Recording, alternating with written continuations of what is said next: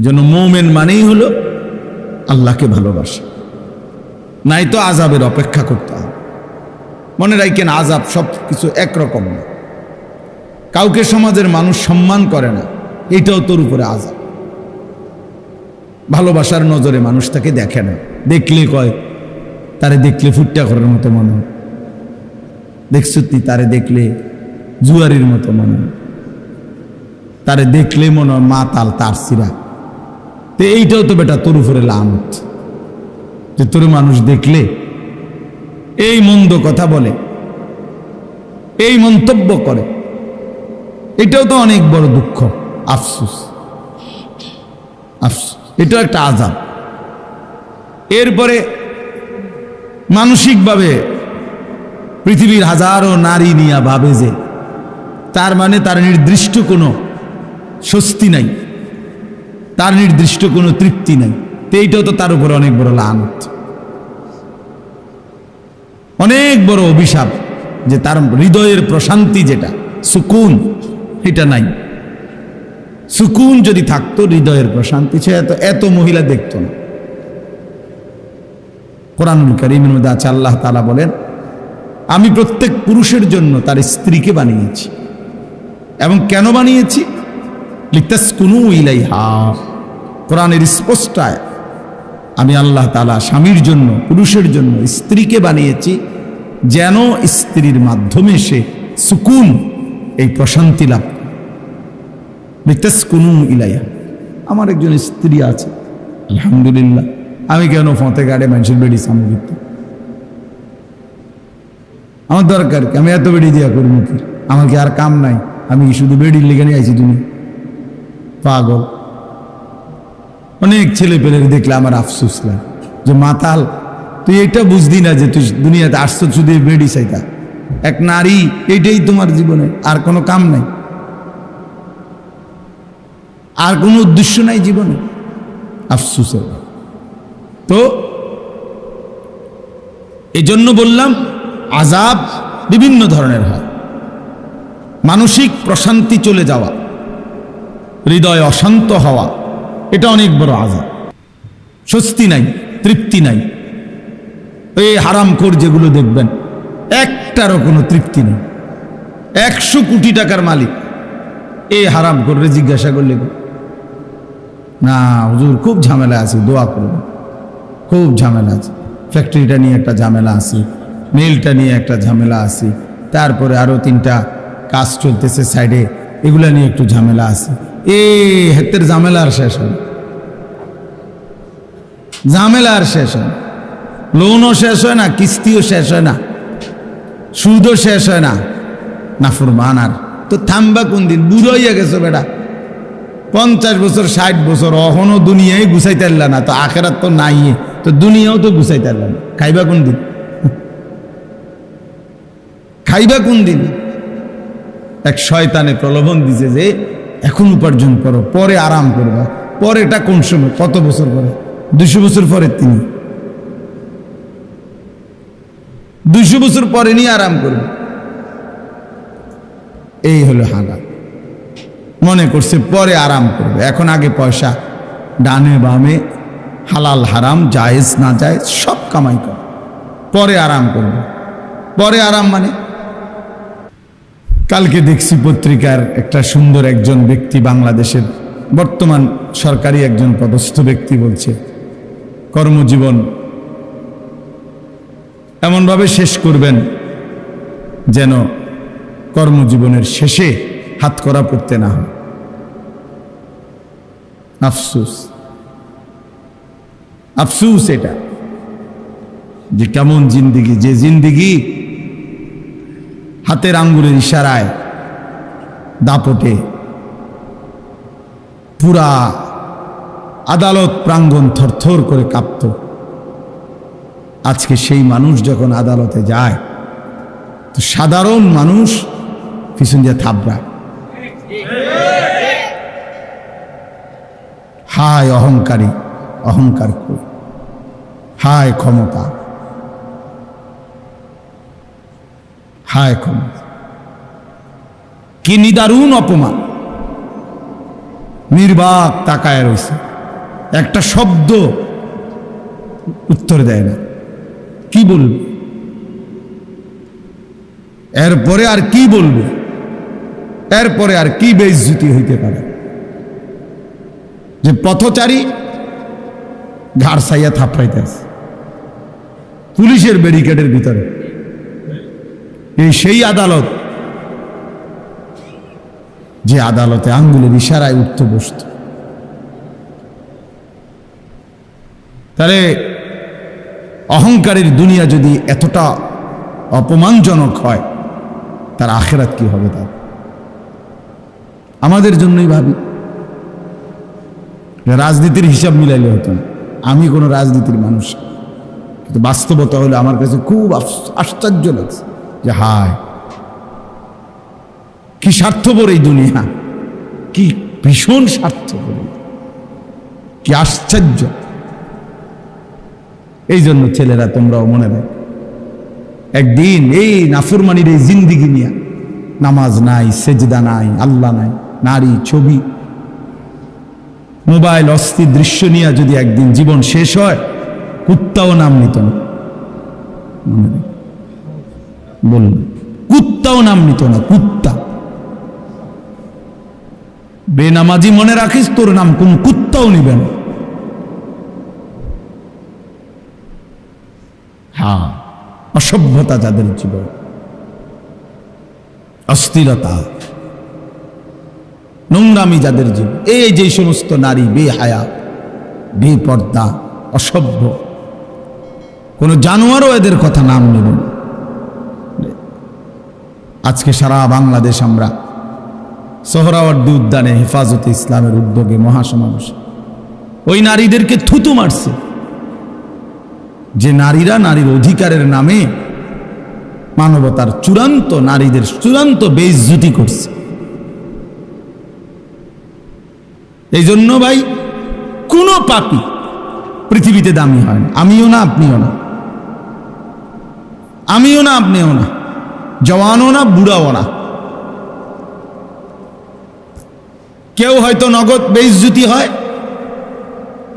কেউ হয়তো বংশ পরম্পরায় বেইজ্জতি হয়।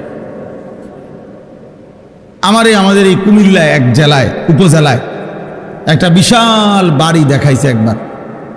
এই বাড়ি অনেক বড়, এখন গাছরা আছে, খালি পড়ে আছে। তো লোকেরা আমার দেখাইছে, বললো যে হুজুর, এটা এই বাড়ির এমন কিছু মানুষের বাড়ি ছিল, এত সম্পদশালী, কিন্তু প্রতিনিয়ত তারা ছোট বড় সবাই মানুষের উপরে জোর জুলুম করত। কত মানুষের উপরে যে জুলুম করছে, কত মানুষের অন্যায় করছে, কত নারীর সর্বনাশ করছে, কত পুরুষের সর্বনাশ করছে, কত মানুষের সম্পদ লুণ্ঠন করছে, এই জোর জুলুম করত।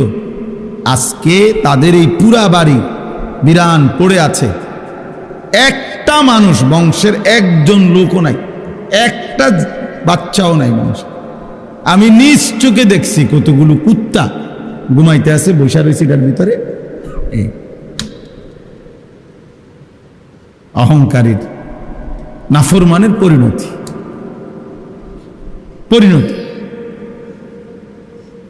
এই জন্য প্রিয় ভাই, এই আমরা কয়জন, যে কয়জনে আসছি, শুনলাম, বুঝতে শিখি, বুঝতে শেখা দরকার।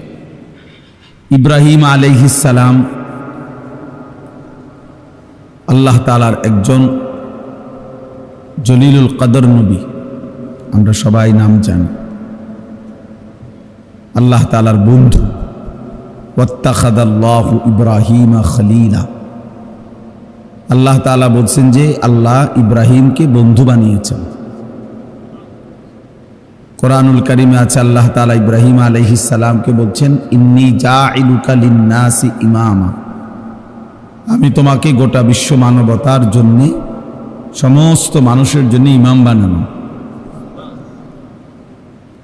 কোরআনুল কারিমের মধ্যে আছে, আল্লাহ তাআলা ইব্রাহিম আলাইহিস সালামকে অনেকগুলো পরীক্ষা করছেন, সবগুলো পরীক্ষায় তিনি শতভাগ উত্তীর্ণ হয়েছে। ইযিবতালা ইব্রাহিমা রব্বুহু বিকালিমাতিন ফাআতাম্মাহুন্না। আল্লাহ তাআলা বলেন, আল্লাহ তাআলা তার ইব্রাহিমের অনেকবার অনেক কথা বলেই অনেকভাবেই পরীক্ষা করেছেন, তিনি সব পরীক্ষায় পূর্ণাঙ্গভাবে আদায় করেছেন। ইব্রাহিম আলাইহিস সালাম অনেক দিক থেকে ওনার অনেক বৈশিষ্ট্য। কোরআনুল কারীমের মধ্যে আল্লাহ তাআলা ইব্রাহিম আলাইহিস সালামের ব্যাপারেই বলছেন, হুয়া সাম্মাকুমুল মুসলিমিন, তিনি তোমাদেরকে মুসলিম নামে নামকরণ করেছেন। আমাদেরকে মুসলিম নামে তিনি নাম রেখেছেন। কোরআনুল কারীমের মধ্যে আছে, আল্লাহ তাআলা বলছে ইব্রাহিম আলাইহিস সালাম কানা উম্মাতান, ইব্রাহিম আলাইহিস সালাম একজন ব্যক্তি একটা জাতি, মানে একজন ব্যক্তি একটা জাতি, অর্থাৎ এত বেশি ব্যক্তিত্ব প্রভাব, এত বেশি ওনার সম্মান মর্যাদা খেদমত, যে আল্লাহ তাআলা বলছে সে একাই যেন একটা জাতি। এরকম অনেকগুলো মর্যাদা, সমস্ত মর্যাদার পিছনে একটা বড় কারণ হলো আল্লাহ তাআলা যতবারই পরীক্ষা নিয়েছেন, কঠিন থেকে কঠিন, প্রত্যেকটি পরীক্ষায় তিনি উত্তীর্ণ হয়েছেন। সবগুলো পরীক্ষা তাফসীরের মধ্যে আছে, হযরত আব্দুল্লাহ ইবনে আব্বাস রাদিয়াল্লাহু তাআলা আনহুমা বলছেন, আল্লাহ তাআলা 30টি পরীক্ষা করছেন ইব্রাহিম আলাইহিস সালামকে। কোনো বর্ণনায় 70টার কথাও আছে। তো এই 30টা পরীক্ষা হোক আর 70টা পরীক্ষা হোক, সবগুলো পরীক্ষার মধ্যে মূল বক্তব্য ছিল একটা জিনিস, সেটা হলো আল্লাহ তাআলা বারবার দেখতে চেয়েছেন যে ইব্রাহিম সর্বোচ্চ ভালোবাসা আল্লাহকেই ভালোবাসে না মাখলুক অন্য কিছুকে। এই মূলত পরীক্ষা সবগুলো, আগুনের কুণ্ডলী বলেন, নমরুদের মুখোমুখি বলেন, আর সন্তানকে জবাই করা বলেন, এবং আরো যা সবগুলো পরীক্ষাতে আল্লাহ তাআলা বারবার চেয়েছেন ইব্রাহিমের কলিজা জুড়ে আল্লাহর ভালোবাসা সর্বোচ্চ কিনা। তাফসীরের মধ্যে আছে, সর্বপ্রথম খতনা, আমরা যে পুরুষ খতনা করায়, এটা আল্লাহ তাআলা ইব্রাহিম আলাইহিস সালামকে আদেশ করছে। বয়সকালে ইব্রাহিম আলাইহিস সালাম নিজের খতনা নিজে করাইছে, আল্লাহর হুকুম মেনে নিছে। সর্বপ্রথম চুল দাড়ি সাদা হয়েছে ইব্রাহিম আলাইহিস সালাম, অর্থাৎ এর আগে মানুষের চুল দাড়ি সাদা হতো না, কালোই থাকতো মৃত্যু পর্যন্ত, বুড়া হইল। এইটার জন্য অনেক বিদ্রুপ কওমের সহ্য করতে হয়েছে ওনাকে। সবাই বলছে ধর্মান্তরিত হওয়ার কারণে, বাপদাদার ধর্ম ছেড়ে দেওয়ার কারণে এমন হয়েছে, কিন্তু তিনি আল্লাহ তাআলার ভালোবাসায় সেটা গ্রহণ করে নিয়েছেন। ছোটবেলায় ওনার আব্বা মা মূর্তি পূজা করত, মূর্তি পূজা করতো না শুধু, ওনার আব্বা মূর্তি বিক্রি করত বানাইয়া। তাহলে মূর্তি বিক্রেতার ঘরে জন্ম নিয়েও আপন মা বাবাকে একবারে প্রথম থেকেই তিনি মূর্তির বিরোধিতা করছেন, তাওহীদের দাওয়াত দিয়েছেন। এটা অনেক বড় মহব্বত এবং হিম্মতের ব্যাপার। ইয়া আবাতি লিমা তা'বুদু মা লা ইয়াসমাউ ওয়া লা ইউবসিরু ওয়া লা ইউগনি আনকা শাইআ। কোরআন শরীফে আছে, তিনি তার পিতাকে বললেন, হে বাবা, আপনি কিসের ইবাদত করেন?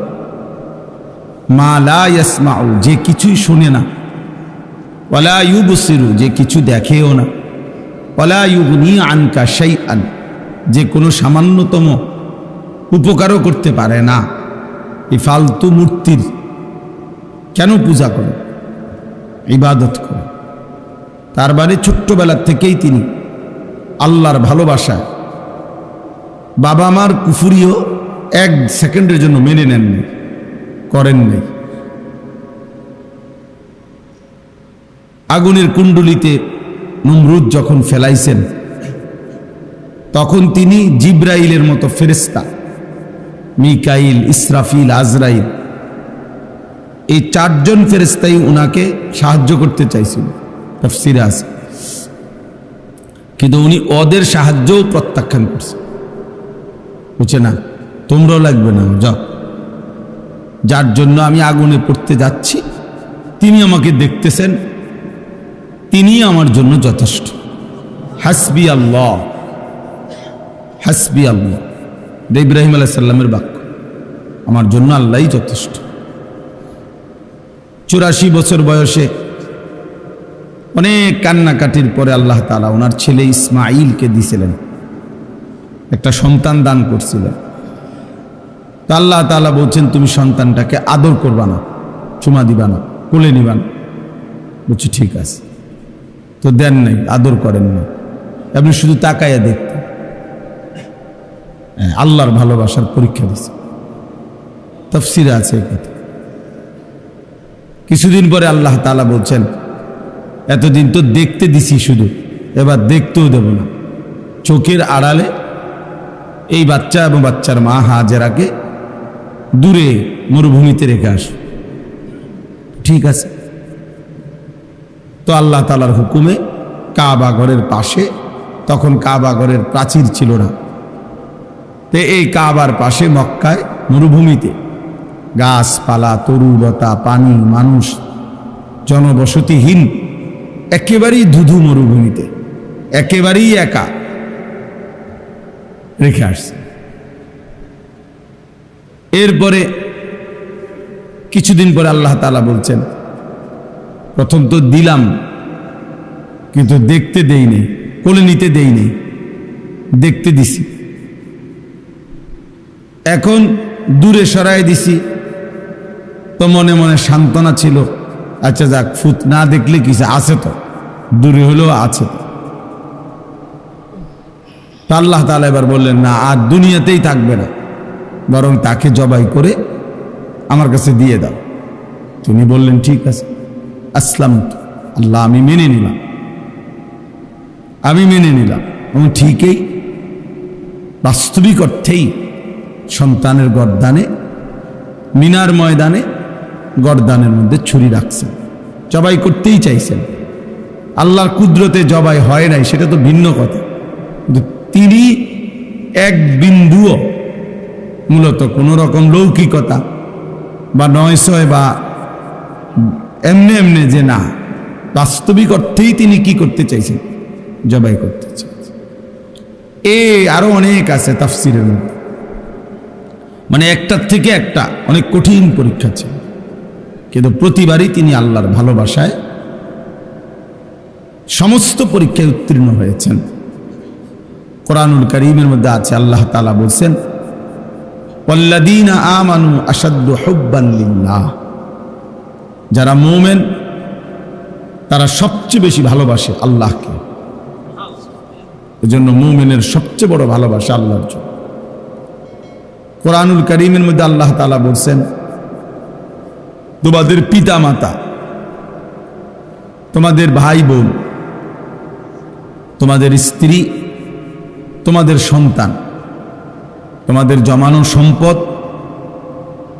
তোমাদের ঘর দুয়ার, তোমাদের পছন্দের বাহন, এই সব কিছুর চাইতে যদি আল্লাহ এবং তার রাসূল এবং আল্লাহর রাস্তায় জিহাদ, আল্লাহর জন্য দুশমনের মোকাবেলা করা, জান দেওয়া, এই তিন জিনিস যদি প্রিয় না হয়, সবচেয়ে প্রিয় না হয়, আল্লাহর ভালোবাসা, আহাব্বা ইলাইকুম মিনাল্লাহি ওয়া রাসূলিহি ওয়া জিহাদিন ফি সাবিলি ফাতারাব্বাসু, তাহলে অপেক্ষা করো, হাত্তা ইয়াতি আল্লাহু বিআমরি, অল্প সময়ই আল্লাহর ফয়সালা আসবে, মানে আযাব আসবে।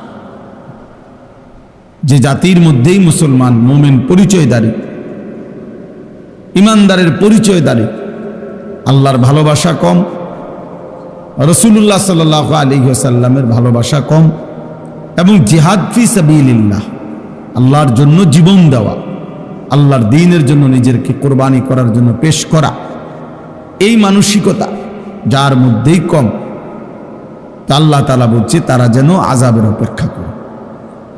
আযাব আসে। আজকে সংখ্যাগরিষ্ঠ মুসলমান আমরা, এই তিন জিনিস আমাদের মধ্যে ঘাটতি। আল্লাহর ভালোবাসায় সামান্যতম মুসলমানের পরিচয় ধরে রাখতো আমরা চাই না। কিশোর বলেন, যুবক বলেন, বৃদ্ধ বলেন, যেই মিথ্যা অন্যায় অপরাধের সাথে জড়িত, উনি এটা ছাড়বার কোনো মানসিকতাই নেই, প্রস্তুতিই নাই, ইচ্ছাও নেই। মিথ্যা বলে তো বলেই, চুরি করতেছে তো করতেই আছে, ওজনে কম দিতেছে তো প্রতিদিনই একই রকম, সুদ খায় তো 30 বছর ধরে সুদে খায়, বাটপারি করতেছে তো প্রতিদিনই বাটফা। হ্যাঁ, ছেলে পেলে নামাজ পড়ে না তো অসভ্য, কোনোদিনই নামাজ পড়ে না। ফজরের নামাজ পড়ে না তো একদিনও পড়ে না। গালিগালাজ করে তো প্রতিদিনই গালিগালাজ করে। এই মানে এক ধরনের অপদার্থ জিন্দেগি, অমানুষের জিন্দেগি, জানোয়ারের জিন্দেগি, হাইওয়ানের জীবন, পশুর জীবন। যে জীবন ধারাবাহিক গুনাহ করে সেটা কোনো মানুষের জীবন না, মুসলমানের জীবন না। কোনো মুসলমানের জন্য ধারাবাহিক লাগাতার গুনাহ করা অসম্ভব। আর যেই কোনো মুসলমানের জন্য গুনাহ হওয়া সম্ভব। গুনাহ হবেই, অপরাধ হবেই, এটা স্বাভাবিক। কিন্তু অপরাধ লাগাতার করতে থাকা এটা অস্বাভাবিক। এইটা স্বাভাবিকতা না। বোঝা গেছে সে তার নিজের পরিচয়, কর্তব্য ভুলে গেছে। প্রত্যেক দিন একই রকম পাপ, এটা হতেই পারে না মুসলমানের দ্বারা, মানুষের দ্বারা। হুঁচট খাইতে পারে কেউ, নিয়ম হইলেও কেউ চলার পথে জীবনে হুঁচট খাইতে পারে, পিছলা খাইতে পারে, কখনো সখনো কারো কোনো কাজে ভুল হইতে পারে, ব্যর্থতা হইতে পারে, লস হইতে পারে। কিন্তু যে কোনো দুনিয়ার ব্যবসায়ীও এটা বুঝবে যে কেউ লাগাতার 30 বছর প্রতিদিন লস খায় না। কেউ 30 বছর বাড়ির রাস্তা দিয়া বাজারে যায়, প্রত্যেক দিনে আচার খায়, এমন হয় না। এটা আহাম্মকি কথা, এটা কেউ শুনলে বিশ্বাস করবে না। একদিন পিছলা খাইছে তো 2 দিন 3 দিন সে সতর্ক হয়ে যায়, যেখানে একটু জায়গাটা একটু পিছলা, একটু সতর্ক হয়ে হাঁটতে হয়। তাইলে এটা খুব জরুরি বিষয়।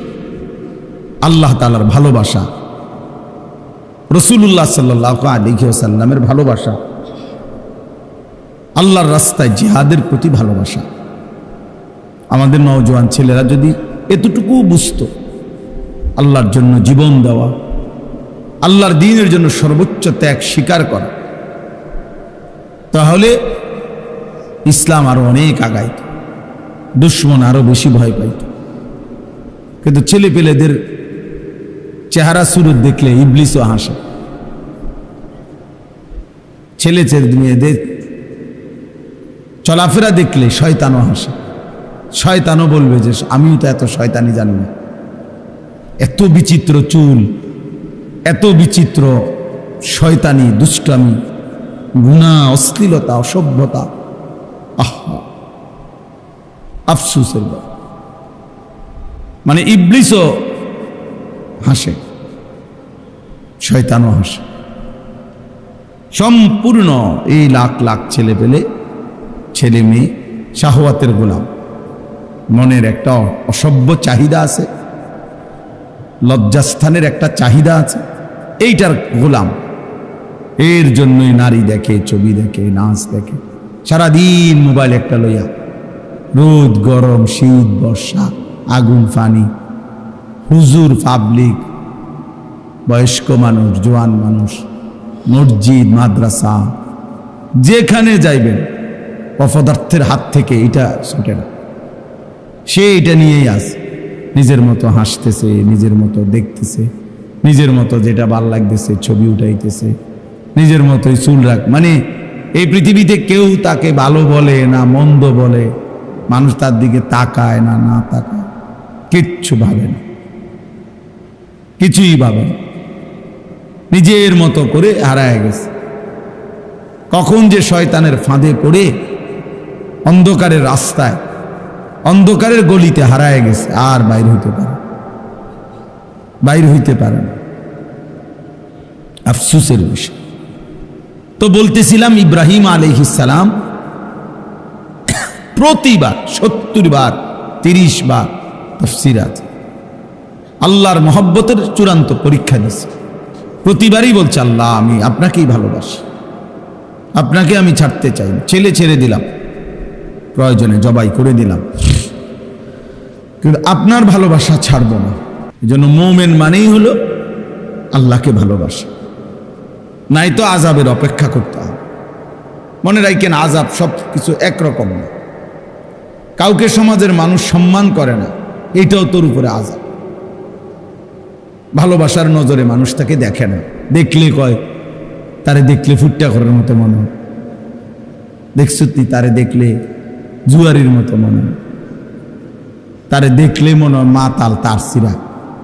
তো এইটাও তো বেটা তোর উপরে লানত, যে তোর মানুষ দেখলে এই মন্দ কথা বলে, এই মন্তব্য করে, এটাও তো অনেক বড় দুঃখ, আফসোস। এটাও একটা আযাব। এরপরে মানসিকভাবে পৃথিবীর হাজারো নারী নিয়ে ভাবে যে তার মানে তার নির্দিষ্ট কোনো স্বস্তি নাই, তার নির্দিষ্ট কোনো তৃপ্তি নাই। তো এইটাও তো তার উপরে অনেক বড় লানত, অনেক বড় অভিশাপ, যে তার হৃদয়ের প্রশান্তি যেটা সুকুন, এটা নাই। সুকুন যদি থাকতো, হৃদয়ের প্রশান্তি, সে এত মহিলা দেখতো না। কোরআনুল কারীমের মধ্যে আছে, আল্লাহ তাআলা বলেন, আমি প্রত্যেক পুরুষের জন্য তার স্ত্রীকে বানিয়েছি। এবং কেন বানিয়েছি? লিতাসকুনু ইলাইহা। কোরআনের স্পষ্ট আয়াত, আমি আল্লাহ তাআলা স্বামীর জন্য, পুরুষের জন্য স্ত্রীকে বানিয়েছি যেন স্ত্রীর মাধ্যমে সে সুকুন, এই প্রশান্তি লাভ করে। লিতাসকুনু ইলাইহা। আমার একজন স্ত্রী আছে, আলহামদুলিল্লাহ। আমি কেন ফতে গাড়ে মানুষের বেড়ি সামগ্রিত? আমার দরকার কি? আমি এত বেড়ি দিয়া করবো কি? আমার কি আর কাম নাই? আমি কি শুধু বেড়ির লেগে নিয়ে আইছি? তুমি পাগল। অনেক ছেলে পেলের দেখলে আমার আফসোস লাগে, যে মাতাল, তুই এটা বুঝদি না যে তুই দুনিয়াতে আসছো শুধু বেড়ি চাইতা। এক নারী, এইটাই তোমার জীবনে, আর কোনো কাম নাই, আর কোনো উদ্দেশ্য নাই জীবনে। আফসোসের। তো এই জন্য বললাম, আযাব বিভিন্ন ধরনের হয়। মানসিক প্রশান্তি চলে যাওয়া, হৃদয় অশান্ত হওয়া, এটা অনেক বড় আযাব। স্বস্তি নাই, তৃপ্তি নাই। এই হারামখোর যেগুলো দেখবেন, একটারও কোনো তৃপ্তি নেই। 100 কোটি টাকার মালিক, এই হারামখোররে জিজ্ঞাসা করলে, না হুজুর খুব ঝামেলা আছে, দোয়া করব, খুব ঝামেলা আছে, ফ্যাক্টরিটা নিয়ে একটা ঝামেলা আছে, মেলটা নিয়ে একটা ঝামেলা আছে, তারপরে আরো 3টা কাজ চলতেছে সাইডে, এগুলা নিয়ে একটু ঝামেলা আছে। হাতের ঝামেলা আর শেষ হয়, ঝামেলা আর শেষ হয়।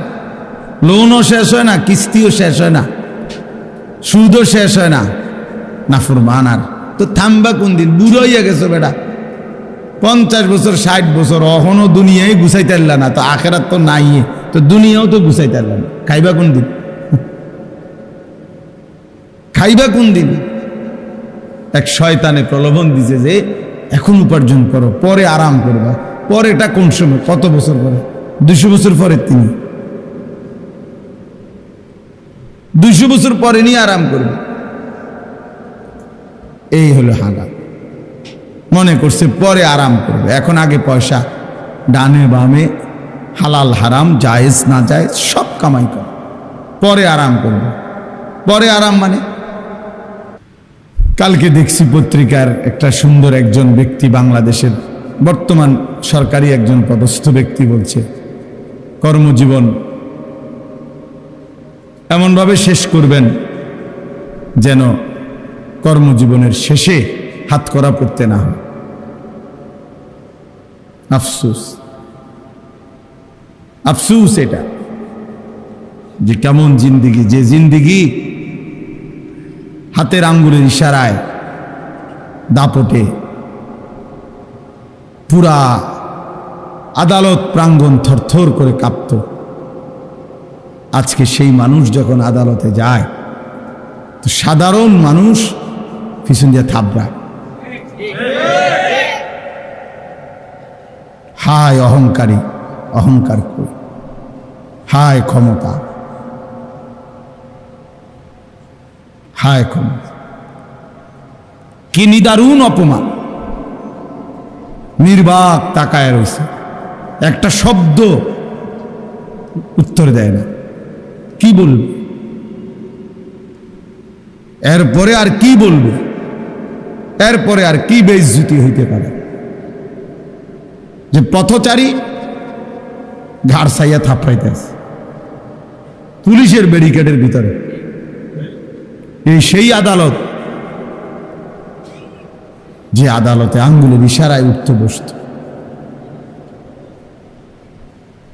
তাহলে অহংকারের দুনিয়া যদি এতটা অপমানজনক হয়, তার আখিরাত কি হবে? তার আমাদের জন্যই ভাবি। রাজনীতির হিসাব মিলাইলে হতো না, আমি কোনো রাজনীতির মানুষ, কিন্তু বাস্তবতা হলে আমার কাছে খুব আশ্চর্য লাগছে যে হায়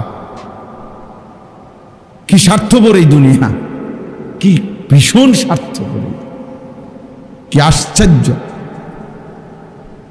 এই জন্য ছেলেরা তোমরাও মনে রাখ, একদিন এই নাফরমানির এই জিন্দিগি নিয়ে, নামাজ নাই, সেজদা নাই, আল্লাহ নাই, নারী, ছবি, মোবাইল, অস্থির দৃশ্য নিয়ে যদি একদিন জীবন শেষ হয়, কুত্তাও নাম নিত না। বলল কুত্তাও নাম নিত না, কুত্তা। বেনামাজি মনে রাখিস, তোর নাম কোন কুত্তাও নিবে না। হ্যাঁ, অসভ্যতা যাদের জীবন, অস্থিরতা, নোংরামি যাদের জীবন, এই যে সমস্ত নারী বেহায়া, বেপর্দা, অসভ্য, কোন জানোয়ারও এদের কথা নাম নেব না।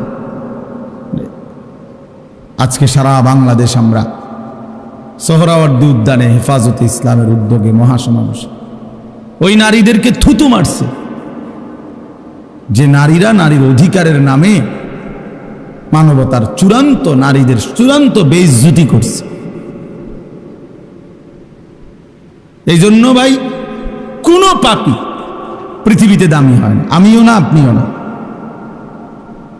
আমিও না, আপনিও না, জওয়ানও না, বুড়াও না। কেউ হয়তো নগদ বেইজ্জতি হয়, কেউ হয়তো বংশ পরম্পরায় বেইজ্জতি হয়। আমাদের এই কুমিল্লায় এক জেলায়, উপজেলায় একটা বিশাল বাড়ি দেখাইছে একবার। এই বাড়ি অনেক বড়, এখন গাছরা আছে, খালি পড়ে আছে। তো লোকেরা আমার দেখাইছে, বললো যে হুজুর, এটা এই বাড়ির এমন কিছু মানুষের বাড়ি ছিল, এত সম্পদশালী, কিন্তু প্রতিনিয়ত তারা ছোট বড় সবাই মানুষের উপরে জোর জুলুম করত।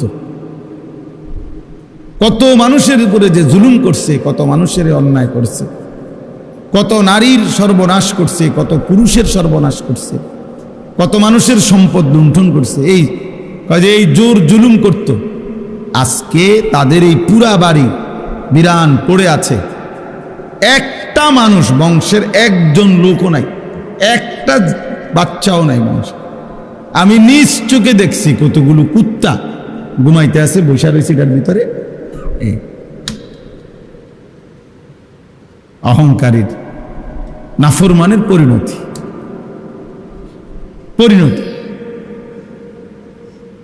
এই জন্য প্রিয় ভাই, এই আমরা কয়জন, যে কয়জনে আসছি, শুনলাম, বুঝতে শিখি, বুঝতে শেখা দরকার। আল্লাহকে ছেড়ে তো ইজ্জত মেলে না, সম্মান মেলে না। হয় নগদ, নয়তো বংশ পরম্পরায় হলেও একদিন বেইজ্জতি হইতে হয়। আমার কাছে কিতাব আছে, তাফসীর আছে। ইমাম আমাশ রাহমাতুল্লাহ আলাইহি বলছে, প্রত্যেক সুদখোর পরবর্তী 40 থেকে বছরের ব্যবধানে তার বংশধরকে, পরবর্তী প্রজন্মকে আল্লাহ বেইজ্জতি করবেই করবে এবং নিশ্চিহ্ন করে দিবে। হ্যাঁ, এই জন্য বাবাদেরকেও বলি, ছেলেদেরকেও বলি, আমারও বলি, লম্বা সময় বয়ান করার সুযোগ আজকে নাই। আমরা প্রত্যেকে খেয়াল করি আল্লাহর ভালোবাসা। তো বলতেছিলাম, ইব্রাহিম আলাইহিস সালাম আল্লাহর ভালোবাসায় চূড়ান্ত প্রমাণ দিছেন, কোনোভাবে কোনো কিছুতেই আর কষ্ট করার দরকার নেই, এখনই শেষ। আল্লাহর ভালোবাসায় চূড়ান্ত পরীক্ষা দিয়ে উত্তীর্ণ হয়েছেন। প্রতিবারই আল্লাহর ভালোবাসায় প্রমাণ দিছেন যে আল্লাহ, আমি আপনাকেই ভালোবাসি। তো আল্লাহ তাআলা এর বিনিময়ে ইব্রাহিম আলাইহিস সালামকে দিয়ে আল্লাহর ঘর কাবা পুনর্নির্মাণ করাইছিল। আল্লাহ বলছি, ইব্রাহিম যা, সারা জিন্দেগির এই তোমার ত্যাগ, কুরবানি, তোমার এই পরীক্ষায় আমি আল্লাহর ভালোবাসার চূড়ান্ত প্রমাণ। সারাটা জীবন তুমি যা দিয়েছ, বিনিময়ে আজ আমি তোমারে আমার ঘর কাবা, গোটা কায়নাতের হেদায়েতের মার্কাজ, গুদি আলিন নাস, বিশ্ব মানবতার হেদায়েতের জন্য আমি আল্লাহ তাআলা যে ঘর বানিয়েছি, সেই ঘর আমি নূহ নবীর তুফানের সময় প্রাচীর তুলে নিছিলাম, ছিল না এতদিন। এখন তোমার মাধ্যমে আমি সেই ঘর পুনরায় নির্মাণ করলাম। তো আল্লাহ তাআলা ঘর নির্মাণ করাইয়া এবার ইব্রাহিম আলাইহিস সালামকে বললেন, এখন কি করবা? তো আল্লাহ তাআলা বললেন, ওয়াআদ্দিন ফিন নাস বিল হজ, সারা পৃথিবীর আমার বান্দাদেরকে আমার এই ঘরের উদ্দেশ্যে, কাবা ঘর, এই ঘরের উদ্দেশ্যে হজ আদায় করার জন্য ঘোষণা দাও, ঘোষণা দাও। ইব্রাহিম আলাইহিস সালাম বললেন, আয় মাওলা, এক মরুভূমি, এখানে তো কোনো মানুষই তেমন উল্লেখযোগ্য নাই, অল্প কয়টা মানুষ। এখন আমার ছেলে ইসমাইল, হাজেরার সাথে আরো কিছু মানুষ জুটছে, তা তো সামান্য। তা আমি এই পৃথিবীর সব মানুষকে কিভাবে হজ্জের ঘোষণা দেব আপনার ঘরের উদ্দেশ্যে? তো আল্লাহ তাআলা বললেন, ইব্রাহিম, নিদা মানে আহ্বান, আজান, ডাকা, এটা তোমার দায়িত্ব, পৌঁছানো আমার দায়িত্ব। ওয়া আলাইয়াল বালাগ, পৌঁছানো আমার দায়িত্ব, তুমি দাও, তুমি আজান দাও, তুমি আজান দিয়ে রাখো। এরপরে শোনো, ইয়াতুকা রিজালান ওয়া আলা কুল্লি যামিরিন ইয়াতিনা মিন কুল্লি ফাজ্জিন আমিক, তখন দেখবা আগামীর কিয়ামত পর্যন্ত কাছের মানুষগুলো পায়ে হেঁটে আর পৃথিবীর একেবারে সর্বোচ্চ দূর দূরান্ত থেকে মানুষগুলো বাহনে চড়ে আমার এই ঘরের উদ্দেশ্যে আসবে, ঘরের উদ্দেশ্যে আসবে।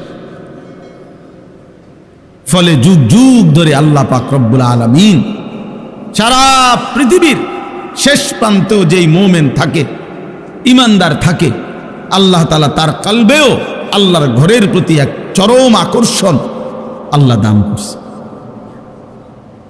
বারবার আল্লাহ তাআলা বলছেন, এটা আমার কুদরতি আকর্ষণ, আমি আমার বান্দার কলবে, মুমিনের দিলে, পৃথিবীর যত দূরেই হোক, আমি আল্লাহ তাআলা এই হজ্জের আগ্রহ, আমার ঘর দেখার আগ্রহ, কাবার আগ্রহ আমি দিয়ে দেব, তুমি শুধু একবার ঘোষণা দিয়ে দাও। ইব্রাহিম আলাইহিস সালাম ঘোষণা দিয়েছেন। এবার যেন ইব্রাহিম আলাইহিস সালাম আল্লাহকে জিজ্ঞেস করলেন, আল্লাহ, এই হজ্জে যদি আপনার বান্দারা আসে তো কি লাভ হবে? তো আল্লাহ বলেন, লিয়াশহাদু মানাফিআ লাহুম, তারা যেন আইসাই তাদের উপকারিতা দেখে নেয়, মানে আসলেই বুঝবে রুহের কি খোরাক হইছে, আমলের মধ্যে কি বরকত হইছে, দিলের মধ্যে কি অনুভূতি জাগছে, আখিরাতের প্রেরণা জাগছে, নেক কাজের জজবা তৈরি হইছে, গুনাহ ছেড়ে দেওয়ার মতো হিম্মত তৈরি হইছে, আখিরাত এবং জান্নাতের জন্য নিজেকে প্রস্তুত করার যেই তৌফিক হয়েছে, এর চাইতে বড় উপকার আর কি হইতে পারে? এর চাইতে বড় উপকার। এই জন্য আলহামদুলিল্লাহ যুগ যুগ ধরে হজ্জের বরকতে, আল্লাহর ঘর জিয়ারতের বরকতে, মক্কা মদিনার এই সফরের বরকতে মানুষের জিন্দিগিতে বড় ধরনের কি হয়? পরিবর্তন।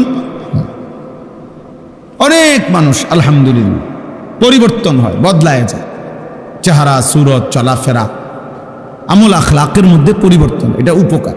আল্লাহ বলেন এই জন্য এমনি মুখে বলবো না, আমার বান্দা যেন নিজে এসে উপকারিতা দেখে যায়। ওয়ায়াযকুরু ইসমাল্লাহি ফি আইয়ামিন মা'লুমাতিন আলা মা রাযাকাহুম মিন বাহিমাতিল আনআম। এবং আমি আল্লাহ যেই চতুষ্পদ জন্তুগুলো আমার বান্দাদের জন্য জবাই করার, কোরবানি করার জন্য হালাল করেছি, সেই প্রাণীগুলো যখন জবাই করবে নির্ধারিত দিনে 10, 11, 12 জিলহজ, এই 3 দিনে, তখন যে আমি আল্লাহর জিকির এই 3 দিনে পড়বে, বেশি থেকে বেশি এই জিকিরের বরকত হাসিল করার জন্য তারা যেন আমার ঘরে আসে। তাইলে আল্লাহ তাআলা বলেন, কোন বান্দা যখন আল্লাহর ঘর জিয়ারত করে, 1 নাম্বার হলো সে নিজের চোখে তার জীবনের মধ্যে অনেক উপকারিতা লক্ষ্য করে, পরিবর্তন লক্ষ্য করে। আরেক হলো হজ্জের এই সময়গুলো একই সাথে কোরবানিরও সময়। হজের যেই 5 দিন, এর মধ্যেই মাঝখানে 3 দিন হলো কোরবানিরও 3 দিন। তাহলে হজ্জের 5 দিনের অন্তর্ভুক্ত এই কোরবানির 3 দিনে সব মিলাইয়া হাজার হাজার বার, লক্ষ লক্ষ বার আল্লাহর জিকির করার তৌফিক হয়। লব্বাইক আল্লাহুম্মা লব্বাইক, লব্বাইক লা শারীকা লাক লব্বাইক, ইন্নাল হামদা ওয়ান নি'মাতা লাকা ওয়াল মুলক লা শারীকা লাক। এইটা একটানা পড়ে, এটা আল্লাহর জিকির। আমি আলহামদুলিল্লাহ মনে করেন 16 কিলোমিটার হাইটা গেছি, মিনার তাবু থেকে আরাফা, আরাফাত থেকে মুজদালিফা, মুজদালিফা থেকে আবার মিনা, মিনা থেকে আবার মক্কা শরীফ, কাবা। গত বছরও গেছি হাইটা। এই সময় হৃদয়ের একটা আলাদা আল্লাহকে জিকিরের বরকত হয় হাজার হাজার। আল্লাহর স্মরণ বান্দার জবানে মস্ক হয়ে যায়। তাওয়াফ করে বারবার, আরে আমগো ছাত্র তো নাম কি? নূর মোহাম্মদ। এই আমার একজন ছাত্র আছে, আমি খুব সম্ভব কোন সালে যেন 2018 সালে খুব সম্ভব মনে হয় না, না কি জানি। তো আমি যখন হজে গেছি, ও আমার সাথে দেখা করতে আসছে কাবা করে, ও জিদ্দা থাকতো। তো আইসা আমারে বলতেছে, আমি তাওয়াফ করে বসছি মাতাফে, তো বলছে হুজুর আপনি চলেন না একটু বাইরন, আপনার একটু নাস্তা করামু। আমি বলছি না, আমার তো আরো 10টা তাওয়াফ পুরামু, তো তুই বয়, আমি একটু পরে বাইরন। তো আমাদের সাথে একজন কইতেছে, কয়টা তাওয়াফ? এবারে বলে যে 10টা তাওয়াফ।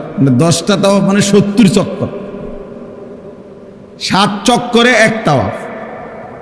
তা আমি অনেক আগে, একটু আগের থেকে শুরু করছি, টানা একটু পর পর জিরায়া জিরায়া নিয়ত করছিলাম 10 তাওয়াফ করুন।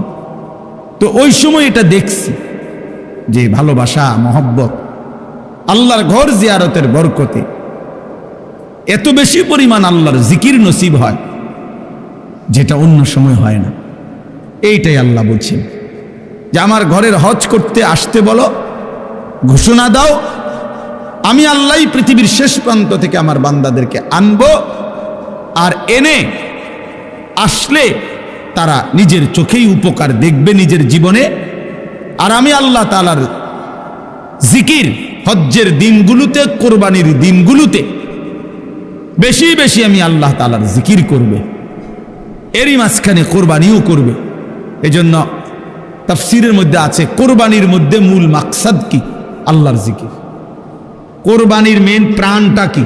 প্রাণীটা না, কোরবানির মেন মর্ম, হাকিকত, নিগুড় তথ্য হইল এই কোরবানির প্রাণী জবাই করবার সময় যে আল্লাহর নাম কয়, বিসমিল্লাহ আল্লাহু আকবার বলে, এই যে আল্লাহর নাম নেয় সবাই চিৎকার দেয়, এইটা যে বলে আল্লাহর নাম নেয়, এইটাই আল্লাহ তাআলা চায়। এইটা মূল মাকসাদ, মূল মাকসাদ। এই জন্য চলেন, কথা শেষ। হজ্জের মৌসুম এখন, সারা বাংলাদেশ থেকে সারা পৃথিবী থেকে আল্লাহর বান্দারা হজ্জের সফরে ছুটতেছে। আলহামদুলিল্লাহ, ফ্লাইট শুরু হয়ে গেছে 29 তারিখ থেকে, এখন তো চলতেই আছে। আমাদেরও ফ্লাইট 28 তারিখ ইনশাআল্লাহ। তো সারা পৃথিবীর আল্লাহর বান্দারা হজ্জের সফরে যাইতেছে, কোরবানির প্রস্তুতি নিতেছে। আমাদেরও এটা মনে রাখা চাই, হজ এবং কোরবানি ইসলামের এই গুরুত্বপূর্ণ মহিমান্বিত ইবাদত। এই ছোট বড় প্রত্যেকের দিলের মধ্যে এটা চাওয়া উচিত যে আল্লাহর ঘর জিয়ারত করব। আমি সব সময় বলি যে এই চোখ কালো গিলাফ আল্লাহর ঘর কাবা দেখে নাই, যেই চোখ মদিনার সবুজ গম্বুজ রাসূলের রওজা দেখে নাই, এই চোখ যেন কিছুই দেখে নাই, ওই চোখ যেন কিছু দেখেই না। এজন্য চোখের সার্থকতা, চোখের জ্যোতি বাড়বে, চোখের শক্তি বাড়বে, আল্লাহর মহব্বত বাড়বে, রসুলের ভালোবাসা বাড়বে, আল্লাহর ঘর জিয়ারতের স্বপ্ন দেখে। ছেলেরাও, বয়স্করা, আমাদের দেশের বুড়া মানুষ, ওনারাও ছেলে বিদেশ পাঠাইয়া সব সংসারের কাজ সাইরা, ছেলেরা যদি কেউ দয়া কইরা বিদেশ পাঠায়, এবার এই আশা বসে থাকে, অথচ উনি টাকা ব্যবস্থা করে এত বড় সংসার সব গুছাইছে, লক্ষ লক্ষ টাকা, 3 ফুলা বিদেশ পাঠাইতে 3-12 36 লাখ টাকা লাগছে, উনি মিলাইছে, বাইক বিল্ডিং করছে, রাস্তার লগে জমি কিনছে, ফার্নিচার করছে, সব ব্যবস্থা করবার সময় অসুবিধা হয়েছে না। কিন্তু নাফরমানরে যখন বলা হয় আল্লাহর ঘরের হজ করবেন না, এই সময় আর কয় আমি করতে বুঝুন, আমার কিছু আসেনি, ফুটাইতে যদি ফাড়ায় তাহলে গেলাম, নাহলে যাইতাম না। বাটফারি কথা। টাঙ্গাইয়া যখন ফেরেশতা ফিটবো কবরে, বুড়া মিয়ারে একদম আড্ডি মাড্ডি গুড়াগাড়া করে লেবো, তখন বুঝবো যে মস্কারি কার লগে করছে, তামাশা কার সাথে করছে। আল্লাহ আমাদেরকে মাফ করে দেন।